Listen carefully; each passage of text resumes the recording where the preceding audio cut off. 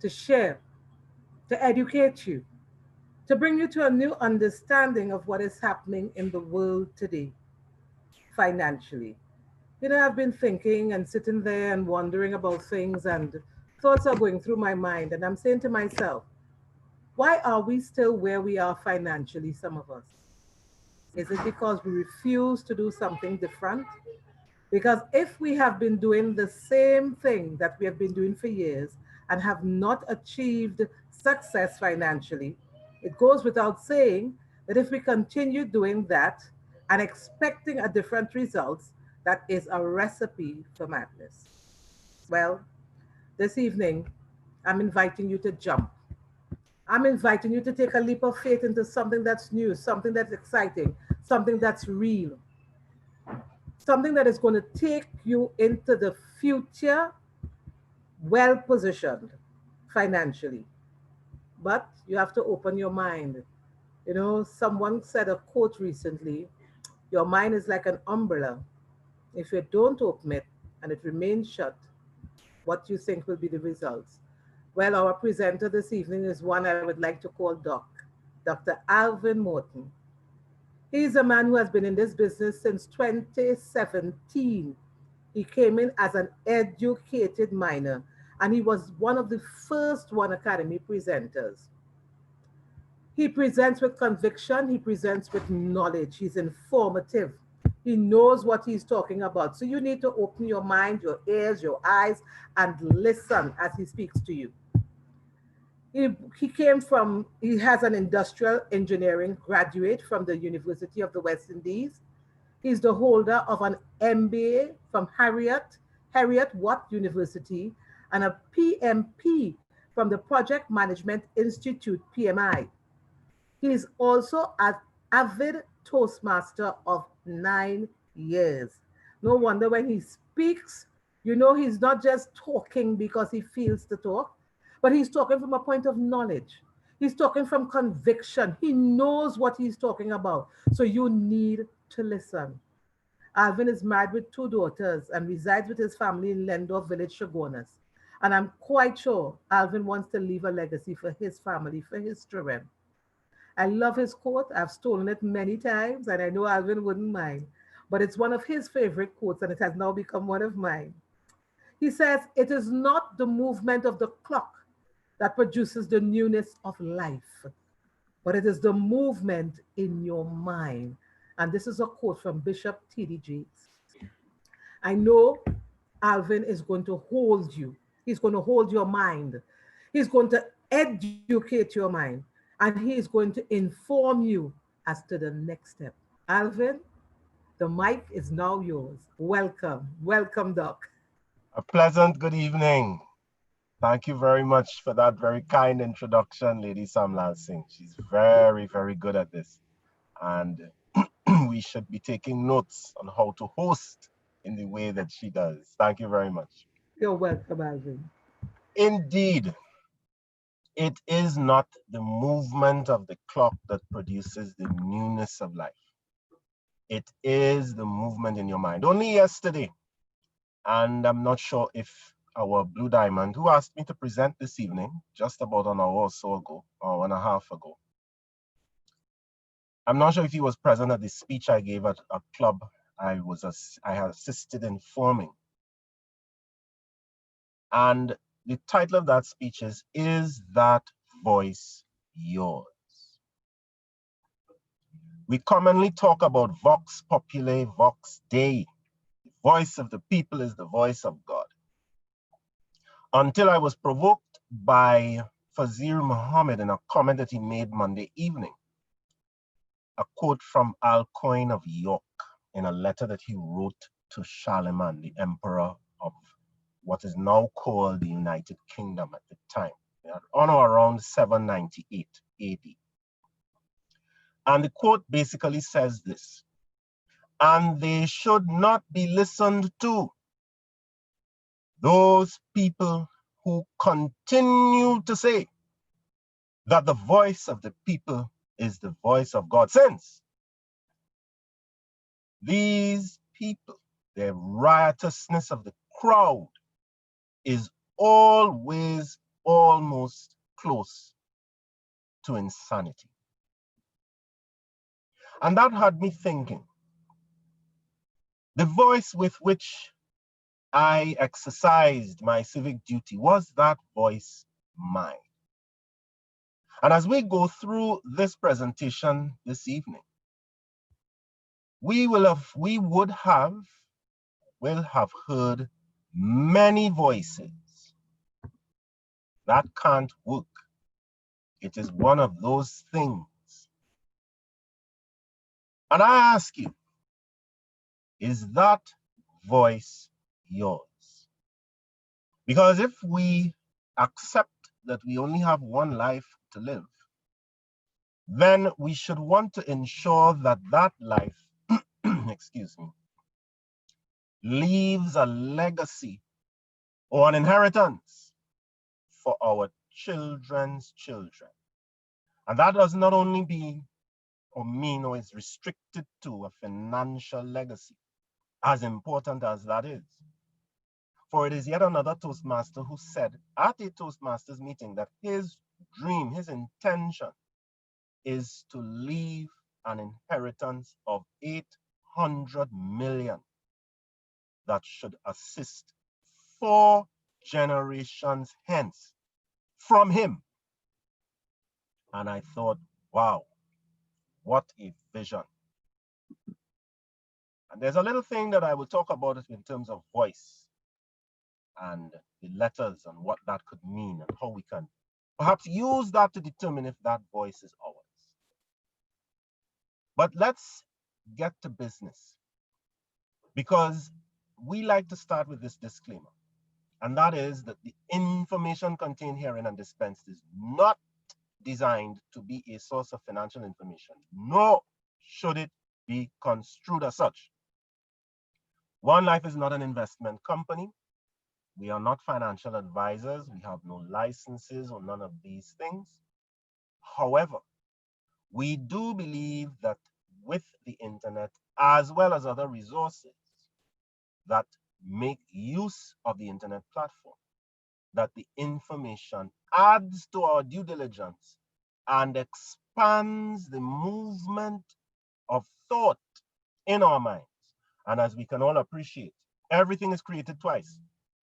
It's first created as thought, which no one can see, and then becomes manifested physically for all to see. Our host talked about some accolades, my educational background, and so on. And I like to keep this picture because there was a point in time when a lot of the materials that we studied from this reputable business school were actually physical. Now, many of these things are digital. And it represents a change in our paradigm. I think it was a video that Acorn had put out, which talked about the movement from 8-track cassettes, which is something I still remember in one of my uncle's vehicles. Now we have MP3s and MP4s. That's digital. There was a movement in someone or many persons' minds that led to the new mindset that said, listen, let us make this something that is digital. And in the same way that our computers, our laptops, even our phones go through an upgrade periodically, we must upgrade our operating systems.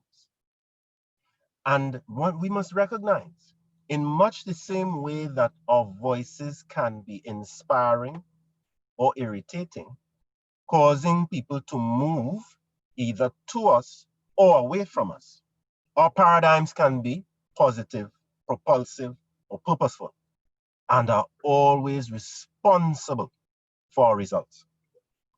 They can be negative, regressive, and obstructionist. Those two will be responsible for results. But we didn't start that way. We started as unconscious, incompetent persons, babies. There was a time when we didn't know.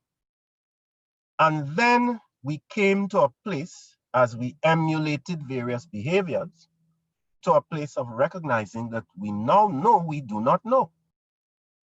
And thus began the learning process.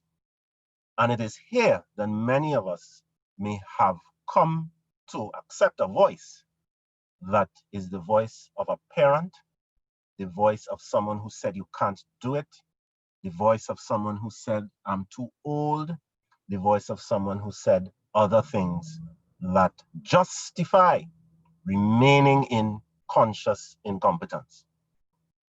And it takes a bit of effort. It takes movement of the mind to get to conscious competence.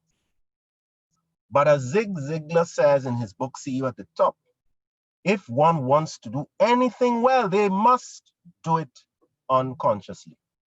Much like getting to a particular place and we don't even remember how we did it.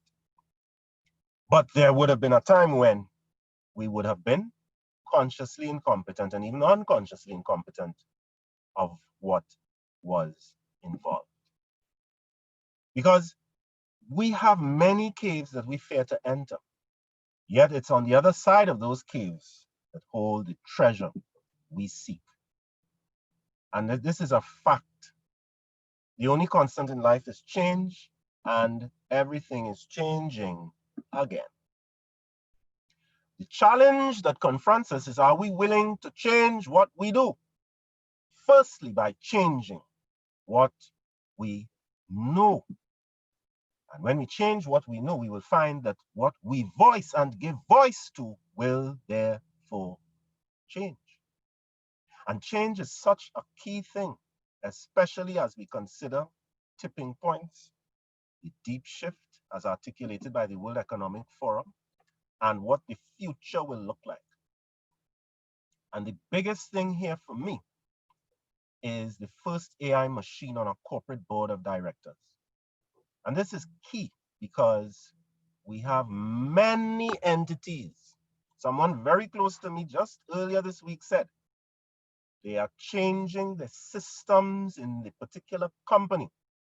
And they have announced that there's a new org chart, which will inevitably result in less people being required. We're eventually going to get to the stage where there will be an AI machine on a corporate board of directors, and some of us who continue to be in the employ of a company, if they're still called those things by 2025, will probably be reporting to an AI machine as a supervisor, manager, or director. And all of this is being driven by the change from the third industrial revolution to the fourth industrial revolution and the second information revolution. And as we can see from this graphic, the confluence and convergence of emerging technologies, and notable among them are the blockchain or distributed ledger technology. I am actually going to skip this particular video tonight. It is one that sees where a machine is employed in the cleaning activities. And it is indicative of where things are going. If something such as janitorial services is now feeling the full brunt and weight of robotics, and I was at a show last November where that was the dominant theme, we can fully expect at some point, whether it is now, next year, 5 years, or 10 years out, we can reasonably expect that the way we exchange value will and must be impacted by the fourth industrial revolution, AI, blockchain, etc. 5 years from now, over 1/3 of the skills that are considered important in today's workforce will have changed. This is already the case. We just need to look at the top 10 skills for 2020 versus 2015, just 5 years ago. Complex problem solving remains top of the list. The business of money, currency, value is a complex problem. But as we will see in this presentation, there is already a solution.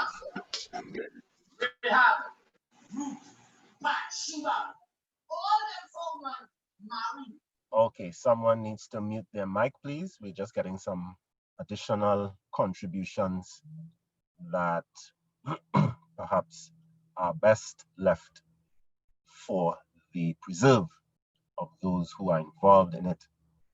Critical thinking, creativity, those are the top three. In 2015, it was coordinating with others and people management. But as people get replaced, or certain jobs that required people get replaced by AI and machine learning, we now find that the skills that we must exhibit would be those that are engaged in critical thought and that are and have a grounding in creativity. Creativity will become one of the top three skills workers need.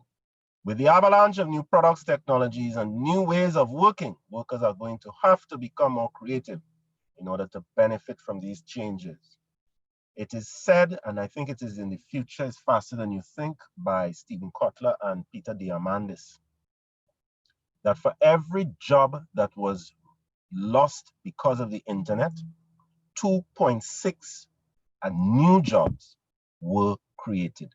We are about to see this happen in the field of finance. And the section in blue speaks and talks about that. The financial services and investment sector, however, has yet to be radically transformed, and it will be, and it has. We are yet to see it in the fullness that it is already in other countries in this green planet that we call home, this planet called Earth. My interaction with FinTech. My first interaction, shortly after I became an IMA, was to better understand this thing. And I gave a speech at a Toastmasters Club meeting. I became an IMA 2 months prior. And it was based on this simple realization. $40 worth of Bitcoin would have bought me 63 Bitcoins in 2009 at 10 cents US for one. It was worth almost 150 US at the time. There were 850 cryptos. I did not have a chance to update this slide, being called to present on short notice. But just about 1 month ago, the same 63 Bitcoins in 2009 was now worth 575,000 US. Bitcoin at this time, or at that time, was just below 10,000 US. As of yesterday, when I checked, it was 11,130 US dollars. One of the things that will become apparent as those of us who continue to engage in this process and those who are looking to engage for the first time, we will become acutely aware of how valuable it is to note these changes and how you will quickly become an expert among a group of 5 or 10 persons who may have heard of it but don't know what it is. And because they don't know, they're not sure, they don't want to ask, and therefore look, quote unquote, foolish. But they are waiting to be led into this new world and to have their minds moved in accordance with the changes of the time. Bitcoin is set to test new resistance levels, maybe of 12,000, 12,500 up to 13,000. And it remains to be seen if the 11,000 level will become its new support. It had been in the range of 9,000 to 10,000 for some time. But because persons are opening more Bitcoin accounts and recognizing that it is for some and to some extent a store of value, not as complete as we think in the One Life community, we are seeing a demand for it that is going to cause prices to be pushed higher. How and to what extent that would be supported remains to be seen. But we must go back to the beginning. Bitcoin was never intended to be a crypto asset. It was supposed to be a purely peer-to-peer version of electronic cash that would allow online payments to be sent directly from one party to another without going through a financial institution. And for those of us who are familiar with T24, I think it is Temenos Capital, which is a major banking software, they have many articles on this business of cryptocurrency. I leave that there and invite you to investigate. We should note that this is something that has been in the making for some time. Some of us drive cars that have cruise control in it. That's automation. And automation has been with us for some time, from the very times that we had the abacus and the adding machines and so on. We have been on a slow and steady march up to now towards automating and making tasks easier. The washing machine, the dryer, all of these are evidence. How and why we feel that money will not or somehow escape that remains to be seen. And it's a movement that we all need to continually make in our minds. Money has always been changing. The blockchain is yet the latest in the puzzle that contributes to that change. It is the record-keeping technology behind the Bitcoin network. It is very strange that we can talk about digitizing things and somehow not have a conversation about blockchain as the underpinning for currency and the exchange of value. The white paper that I just read from spoke about it very clearly. Blocks on the blockchain are made up of digital pieces of information. The chain is a public database. Blocks store information about transactions, and those transactions started with value, dollar amounts, participants, and so on. And it has now been extended to include taxes, records, contracts, and the like. There's even a system that allows for voting using the blockchain. It can be centralized, decentralized, public or private, or hybrid. And we must realize, with all of this that is taking place, there is very little that separates the US dollar on the left from the monopoly dollar on the right. The biggest difference, of course, and it's not that little actually, is the belief that one has more value than the other. And the increases we are seeing in Bitcoin and by extension other crypto assets is the belief that the US dollar is losing value if one can lose more from its current 2-cent value according to the labor statistics.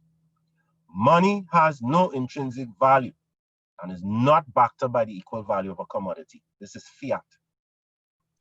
And it lends itself to quantitative easing and to inflation and what a trillion or $1.5 trillion represent and so on. I would encourage those new among us to get on the OneAcademy calls, to get back with the person who invited you, get the level 1 package and begin to get a perspective.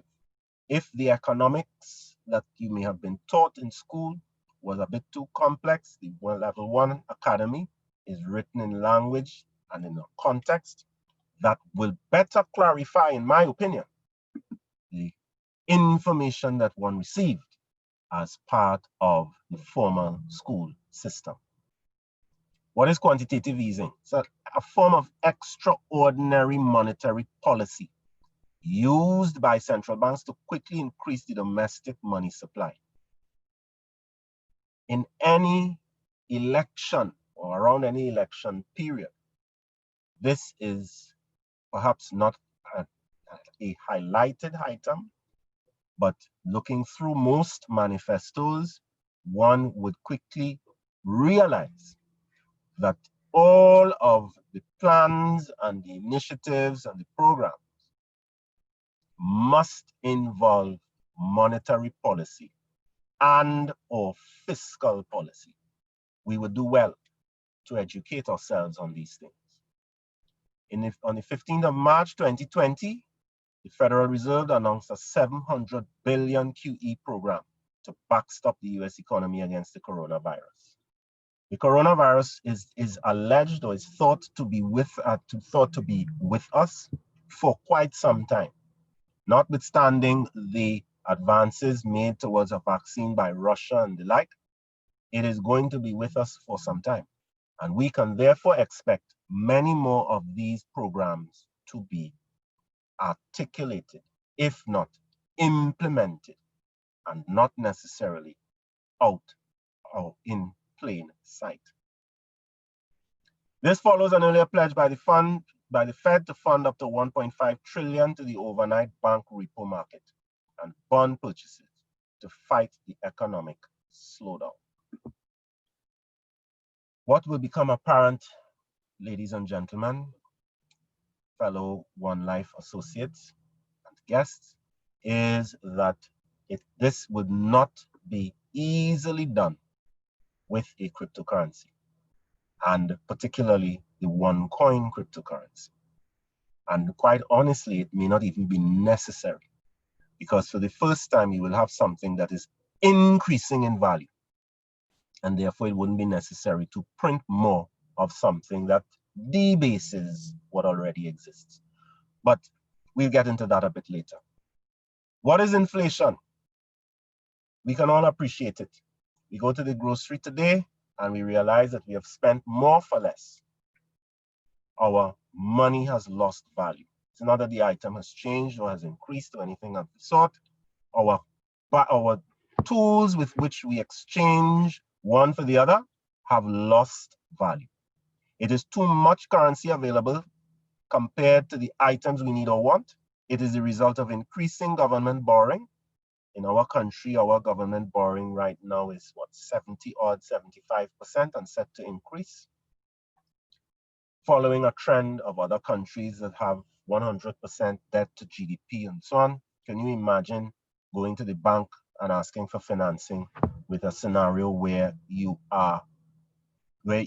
income is totally committed to debt, and asking for more money and somehow getting it? Inflation benefits a few and steals from the future. There's a famous quote by John Maynard Keynes, but I would invite you to join a OneAcademy session when that is being discussed, and you'll hear more about it.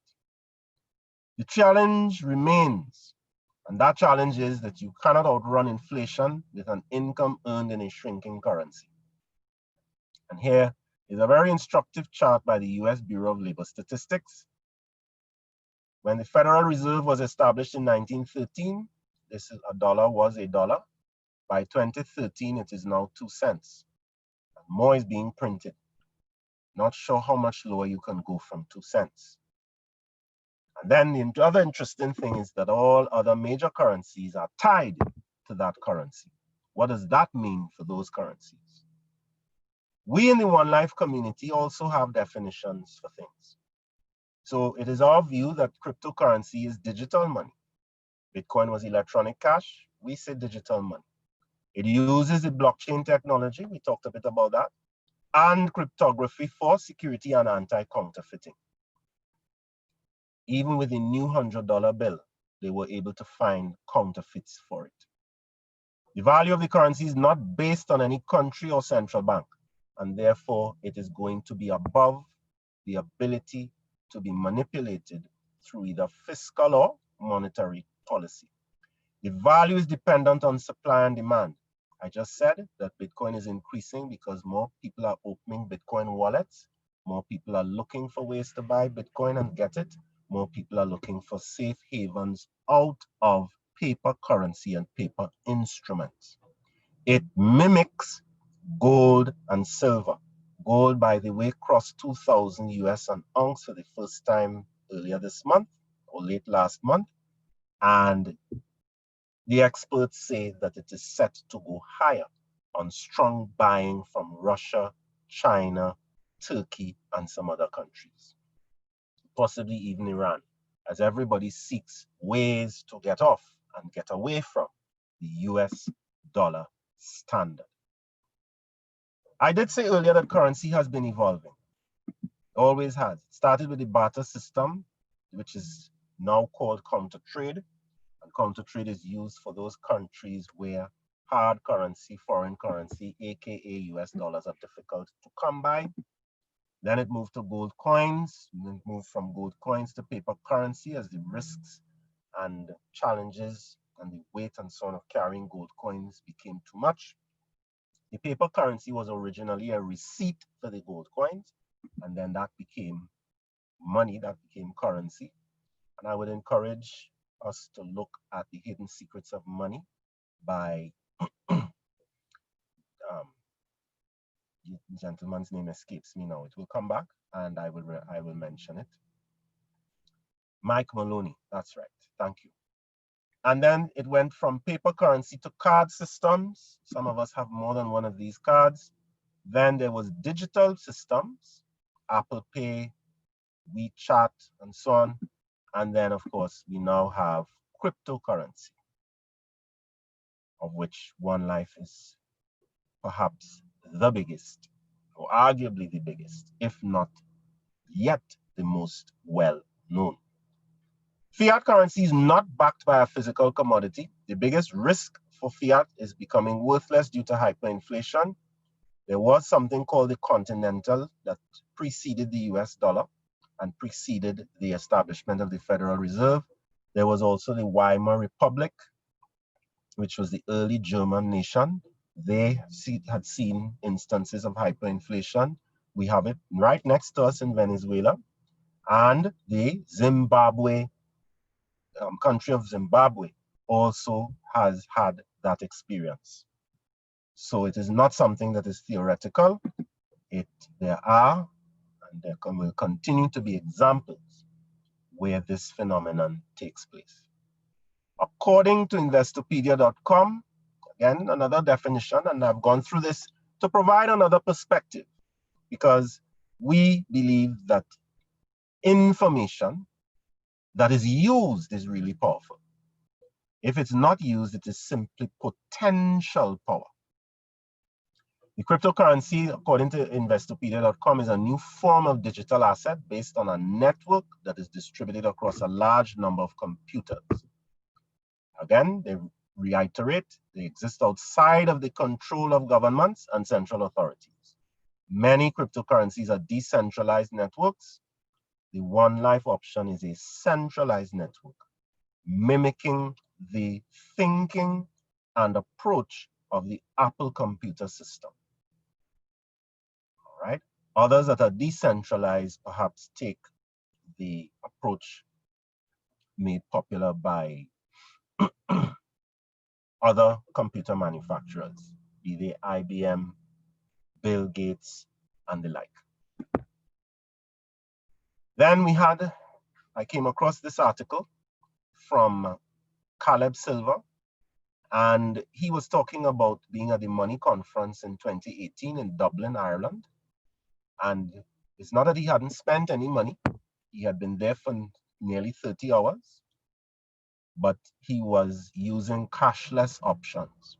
And the word cashless began to become very popular when I was going to PriceSmart to pick up supplies during the lockdown in the early March, towards March, April, and May.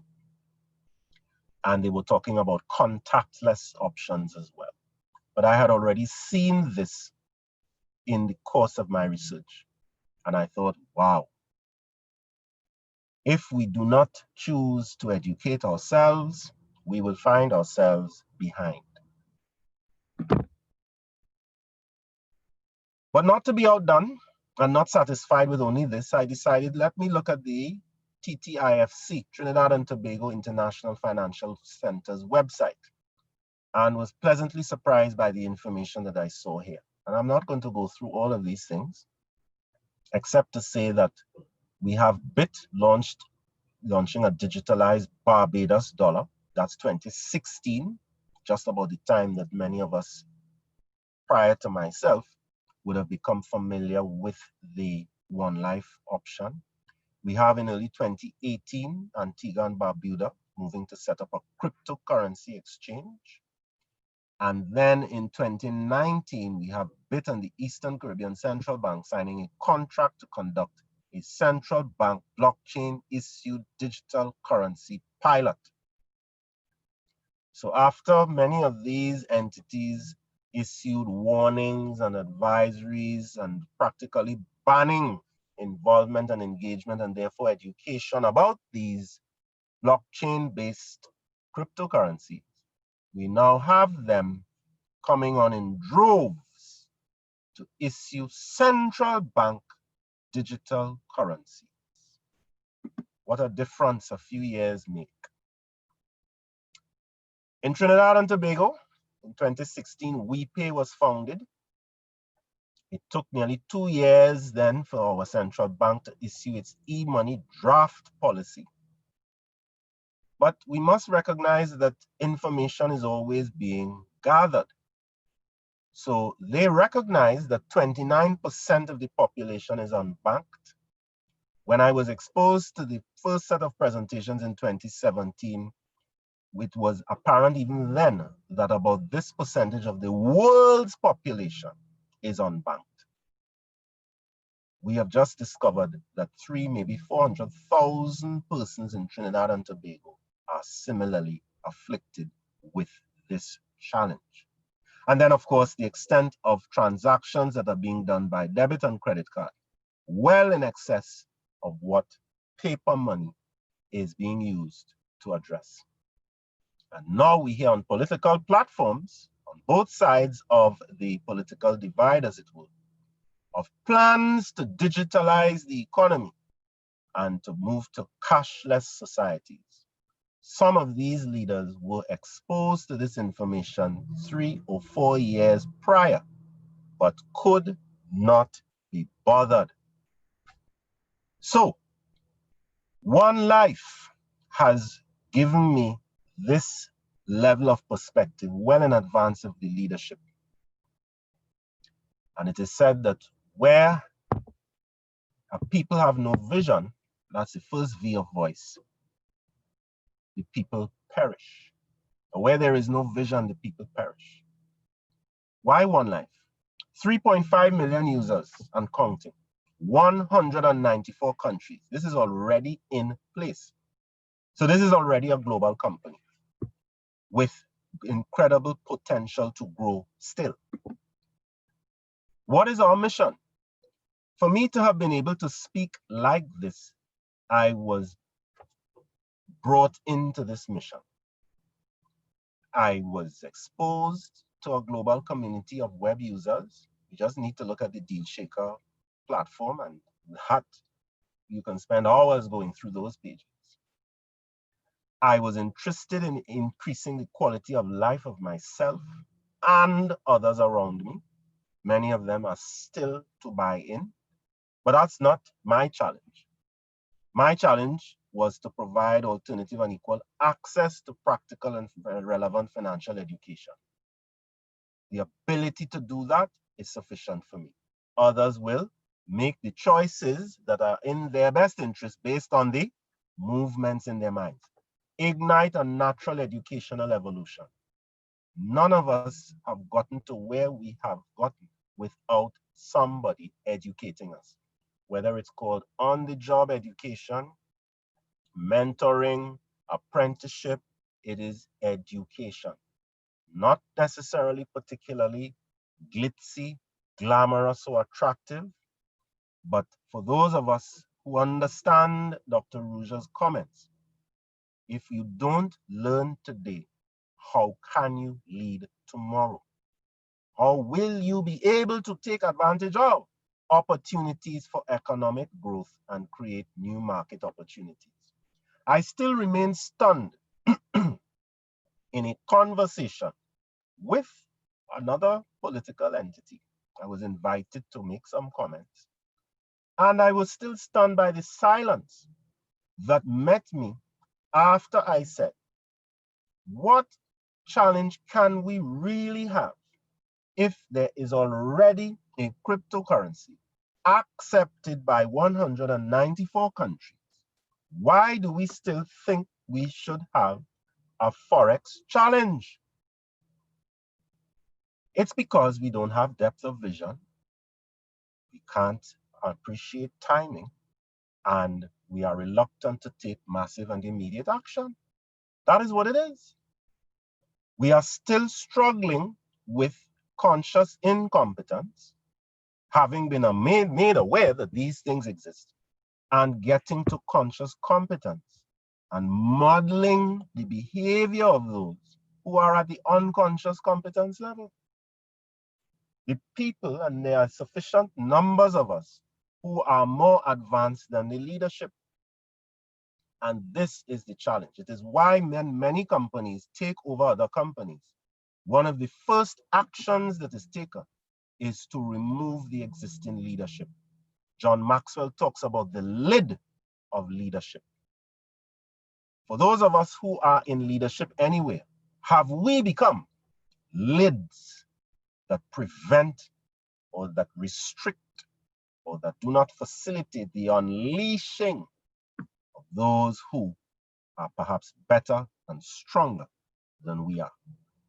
Education is at the heart of our company. It always has. And for those of us who are not sure, hear it from our founder herself.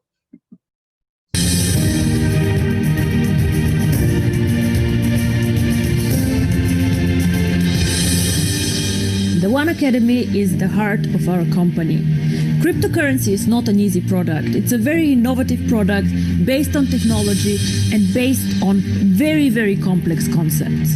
For us to be part of this financial revolution, to be part of cryptocurrency and of a community, we need to understand exactly what we do and what we talk about.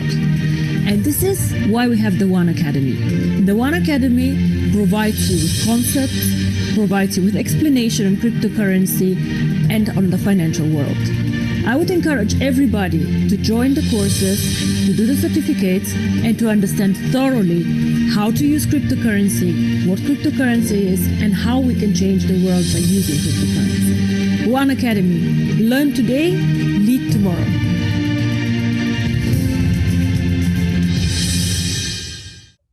Learn today and lead tomorrow.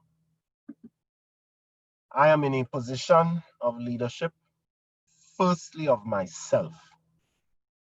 Jim Rohn says that the hardest work one will ever do is on themselves. And as I continue to function and exist on this planet, I am quickly discovering how true that statement is, and perhaps how undervalued the truth of that statement is. This is what the OneAcademy screen will look like for those of us who have packages, be they level 1, 2, or otherwise. And for those of us now joining for the first time, here is a sneak peek of what that screen looks like. I'm not going to share more than this. You will need to get back with the person who invited you to learn more.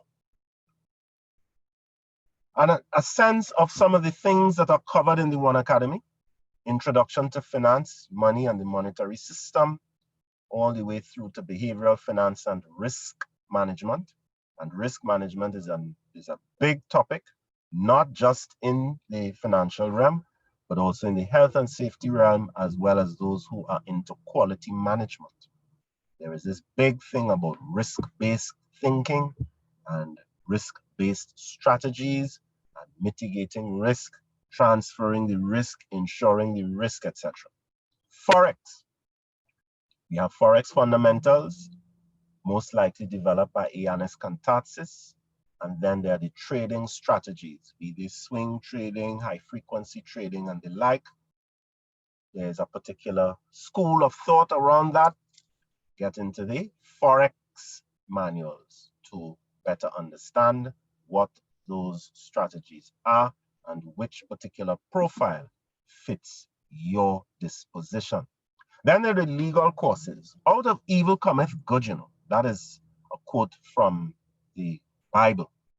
Because the legal courses arose out of perhaps over-enthusiastic IMAs who were making certain claims about what the One Life cryptocurrency does, can do in different jurisdictions of the world. And what that led to was the development of these legal courses divided into 4 levels. The lowest level being the inductee, and this level contains information needed for every beginner in the legal cryptocurrency world. And we must recognize, as we move our minds and wrap our minds around this, and we see the evolution yet again of money and the exchange of value, that another level of legalism will come. Innovation always outpaces legislation. Anyway, there was a time when cars were outlawed. Now, horse and buggies are probably outlawed. We are going to see humans driving cars most likely outlawed, as driverless cars become the new normal. In much the same way, the legal environment is and must evolve, and therefore the company in its wisdom thought it was best to develop these packages, duos acros, the final and most advanced level of the legal packs. There are 2 intervening levels, but I think it's sufficient for us to get a sense of what the lowest level is and what the highest level is. And at this level, we are now talking about compliance systems and tax regimes. A question that I continue to ask and have asked in various places without response as yet, because I'm sure it's going to come. Could you imagine our Heritage and Stabilization Fund having a holding of Bitcoin in it? In all of the manifestos that I've had the chance to read, and perhaps not necessarily in a whole lot of detail, I was hoping to see something along these lines. Nope, they're still talking about paper investments, which are going to be backed by fiat currency and are going to have all of the challenges that fiat currency has. But we know that at some point, that it must come into base money, be it M0, M1, or M2, and therefore taxation around that is going to come. This is going to create opportunities in the Board of Inland Revenue. It's going to create opportunities at the port. We're going to need experts who can properly guide the legislators around that and so on. This is going to call for a different level of knowledge, a different level of education. Some topics that the legal packages also cover, from the legal definition of cryptocurrency, and again, down to compliance and tax regimes. And 6 different countries were looked at, all because of the enthusiasm, and perhaps not necessarily well-guided enthusiasm, of some IMAs: Italy, Germany, Belgium, Bulgaria, Sweden, and Norway. To the best of my knowledge, and I'm subject to correction, there are no pending judgments against One Life, but we now have the benefit of seeing 6 different views of cryptocurrency law. And I'm pretty sure we will see a US version, given the current challenges faced by our founder's brother, Konstantin Ignatov. Not to be outdone, and covering a gap that is normally left exposed, our founder felt that we need to have something for children. There's a song: I believe the children are our future. Teach them well and let them lead the way. Show them all the beauty they possess inside. Wouldn't it be great for them to see the beauty of finance, basic concepts of money, developed by a team of financial experts and entrepreneurs for the understanding of children in the 5 to 12 bracket? This is something that was not available to me at this age group. And it is great that we have something that not only caters to the adults, and in fact, going through it, we may very well find that we as adults can have our minds moved favorably. OneCoin is the first cryptocurrency to store KYC documents on its blockchain, getting back to compliance now and basic operational activities. And what we are going to see are a number of other coins and other variants copying this. So this was first to market. It will now become part of the standard practice and standard inputs for any reputable cryptocurrency. This is huge, this is important, and it's worthy of being proclaimed and articulated anyway. So this is more than a cryptocurrency, and the ecosystem, and this is another word now that's going to become a management buzzword, just like total quality management and quality circles and all these things became buzzwords, and headwinds, all of these things have now become buzzwords. Ecosystems is one of them. And here we have an ecosystem, starting with the OneAcademy, which I spoke a bit about, the OneCoin exchange, which is coming, One Life community that already exists, the Deal Shaker merchant that already exists, One Forex already exists, and the One World Foundation. The others are there, but will be released at the most opportune time.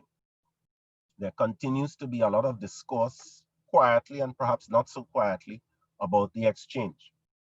And I think everybody understands that an exchange is important. An exchange already exists through the Deal Shaker merchant platform, but we still have such a significant fiat currency system that inevitably an exchange, and it's here on the ecosystem, will be created. However, all companies, when they look at their strategic plans, when they look at Porter's 5 Forces model, when they look at PESTEL, political, economic, social, technological, environmental, and legal frameworks, will determine the timing to bring certain components of the ecosystem to market. There are always cars in development. Having worked in manufacturing, there are always products in development, and which they can release tomorrow.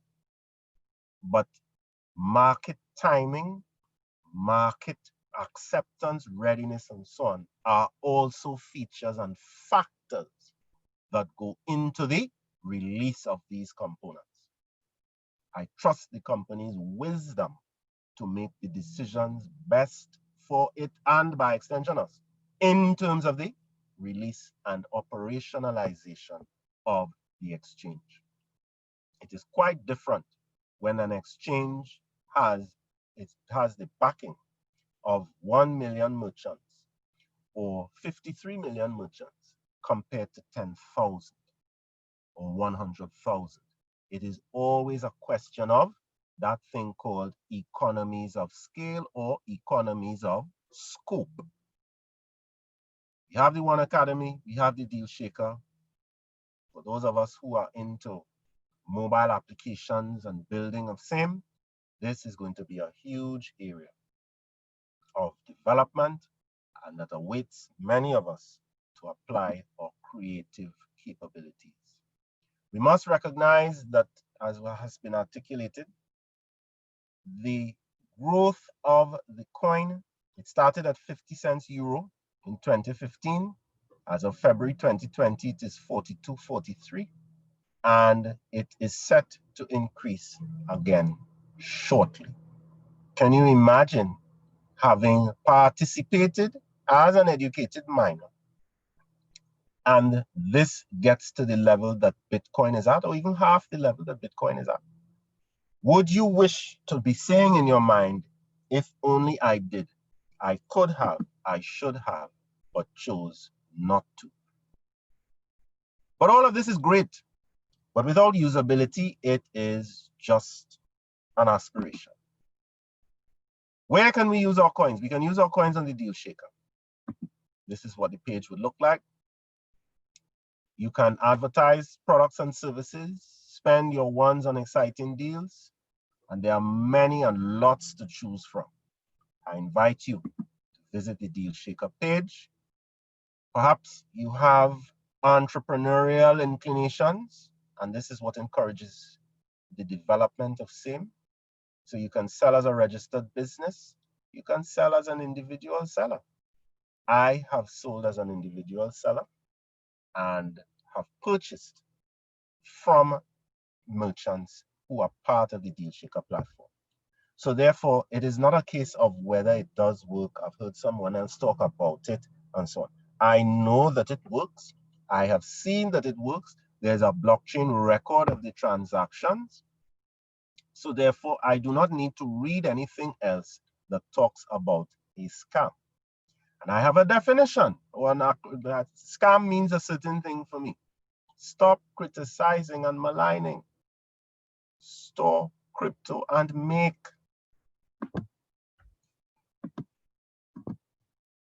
Who is cryptocurrency helping?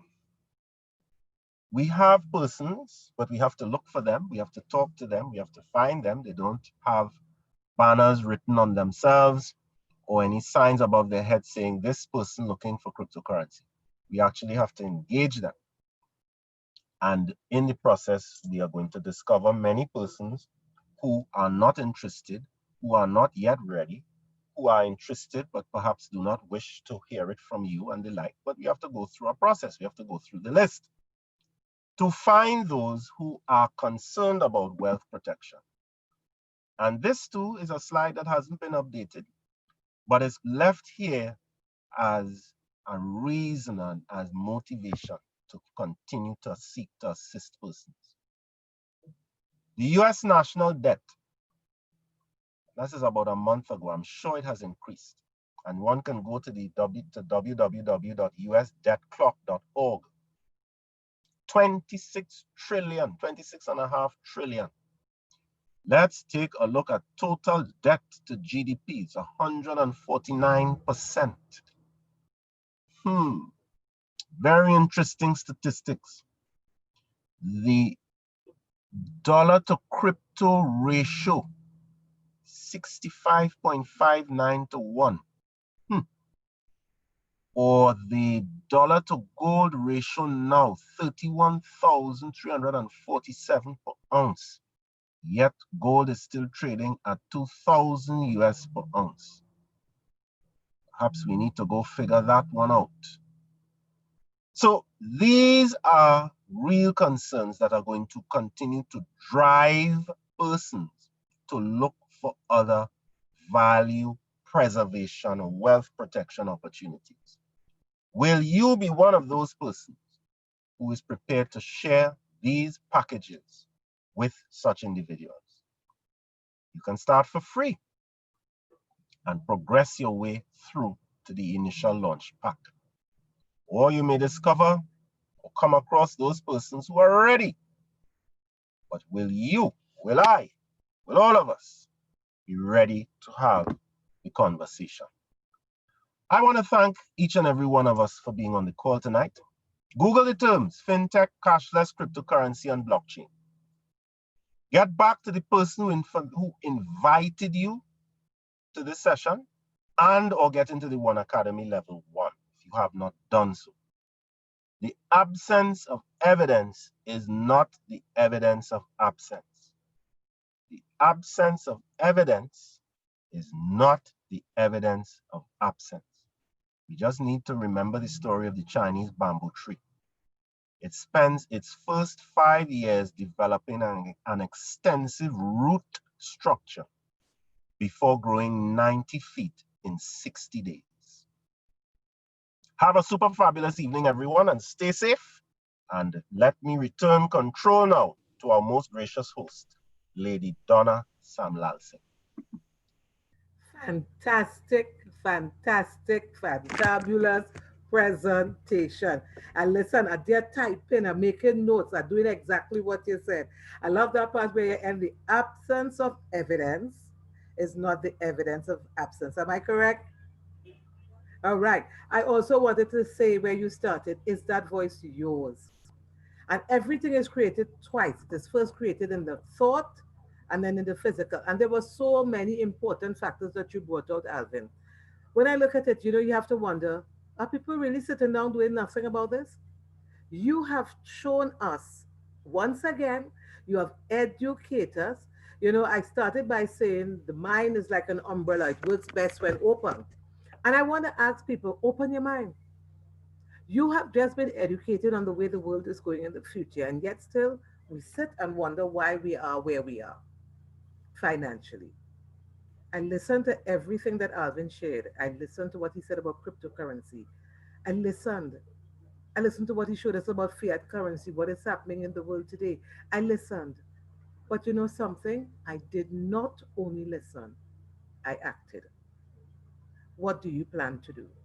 Are you just going to sit there, or are you going to follow the last thing that he put up on his slide where he said, get back to the person who invited you and find out more? You know, many of us are finger pointers and we are talkers. Look at that. That one work, this, that, and but I spoke to a young man today and he said, no risk, no reward. He said, but you must take calculated risk. And he's part of this community and he's a young, vibrant business person. And he said, you must take calculated risk. If you look at the way the world is going, you see what is happening. What are you waiting for? The brick to drop on your foot? Or, as Alvin said, for them to lead you? Because some of us like to be led. We prefer to be led. You see, it's safer for us to follow someone than to make a decision for ourselves and jump and take that chance to set our family, as Alvin said at the beginning, to give our family a legacy or inheritance. But I want to leave a legacy or inheritance for my family, and it will not happen being a follower. You have to take the initiative, take the bull by the horns, as is often said, and go out there and do what you need to do. Alvin, I sincerely thank you. I find your presentations are extremely informative, extremely enjoyable, but most importantly, motivating. It makes you want to do something, not just sit there, because you share information from knowledge, that things that you know, from a heart of commitment. You understand what is happening in the world. So if we don't understand and you are sharing that understanding with us, the word of God says, if any man lack wisdom, let him ask. And God who gives generously will give unto you. It's as simple as that. I want to invite someone else to speak because I could speak all night. I'm very good at that. But Alvin, I really enjoyed it. I want to ask Wayne Wilson. Wayne Wilson, I Alvin, take care. Wayne Wilson, are you there, sir? I don't know if. Definitely, Donna. Good night. Good night Thank to you, all. Wayne. Thank you, Wayne. I want to ask you to share with us your feelings, your testimony, what you may think about this business that we are so excited about. You're listening to the webinar today and you hear Enrique only clapping and Tan just there from Australia. Are you aware we are global people? We had meetings with people from Australia and Enrique and the man all over the world. We are talking to people from Ecuador and Spain, Paraguay and Uruguay. You name it, I can name the countries. If you don't know what's happening, let me tell you something. It's happening right here. So, Wayne, would you like to share with us a bit of your thoughts and why you're here, please? Thank you for allowing me to share, Donna. Good night, all. Good Enrique night. said something today. He's so excited that he's excited even in his sleep. So when he gets up, True, so he lives true. and breathes the business, and it shows on his face. The minute he even sees one person to speak to, he's excited. So I just want to say we have our hands on something that many of us, and I say many of us, I'm speaking basically to the new people here tonight, don't fully understand, but do not allow that to keep you back. As Alvin pointed to, get the information, do the research. I said it last night. Do the research, ask the questions. Don't feel that the question you want to ask is stupid. It's not. Understand that we have to get to that level of unconscious and then get to the level of conscious. We cannot sit down and watch what is going on around us in the world. And I want to stress that. Stop looking at where we are, because around you is where the real issues are. And it comes back to home. So we really need, for me, to get into our OneAcademy 1, that level 1 by itself, ladies and gentlemen. If that is all you can afford at this point, get it, but know you're going to get more. So as Donna has asked me to share, I share this. The information is important, but the action you take and the action you don't take is also very important. Please get back to the people that invited you to listen to this or look at this. Get more information and please do something about it. Thank you for allowing me to share, Donna. You need to unmute, Dawn. Wayne. Thank you, Wayne. Thank you so much. I want to say something. The, just a second, right? The action that you take and the action that you don't take. You know, people feel if you do nothing, everything will be all right. But sometimes that's the worst choice you can make. You do nothing and you miss an opportunity that could have created something great for you. I know we are frightened out there. COVID is scaring us. Lack of funds is scaring us. Loss of our jobs scaring us. There are a lot of dilemmas, a lot of challenges, a lot of adversity taking place. As I quoted and as Michelle quoted this morning, they say the comeback is always better than the setback. You have been set back, but you have to move forward now. You have been given education. You have been given a testimony. I mean, we have shared with you our hearts. 2 weeks ago, when we hosted a program with 60 plus countries in the world, where you saw the excitement of country managers and merchants who are sharing their goods on the deal shaker. And as Dr. Morton said, he said, right now, we have an exchange platform. The deal shaker is where you can exchange your coins, you can purchase things. I bought land, bought clothes, bought food, and I'm quite sure you can name it. There are people who bought cars, who traveled, all sorts of things is happening on the deal shaker. But more importantly, it's happening here. What's happening in your life? I want to thank our presenter, Dr. Alvin Morton. I want to thank Wayne Wilson. I want to thank each and every one of you who took time to come out. I want you to leave this room so excited that when you go out there, you're going to tell somebody, I have something to tell you. You need to get on board before this thing passes you by. So, without further ado, I wish you God's blessing. And I said, one's out.